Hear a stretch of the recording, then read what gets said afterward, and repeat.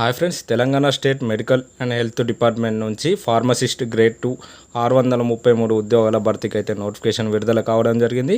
విద్యార్హత వచ్చేసి D pharmacy, B pharmacy, pharm D.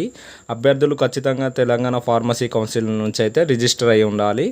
వయసు విషయానికి వస్తే 18 నుంచి 46 సంవత్సరాల మధ్యలో ఉండాలి.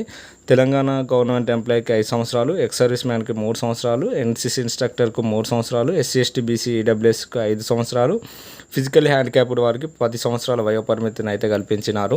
ఎంపిక ప్రక్రియ వచ్చేసి మొత్తం 100 పాయింట్స్ కేటాయించినారు. 80 పాయింట్లు జనరల్ కంప్యూటర్ బేస్డ్ ఎగ్జామ్ ద్వారా, 20 పాయింట్లు ఎవరైతే గవర్నమెంట్ హాస్పిటల్లో, ఇన్స్టిట్యూషన్లో కానీ, ప్రోగ్రాంలో కానీ కాంట్రాక్ట్ లేదా అవుట్సోర్సింగ్ చేసిన వారికి సర్వీస్ బేస్డ్గా కేటాయిస్తారు.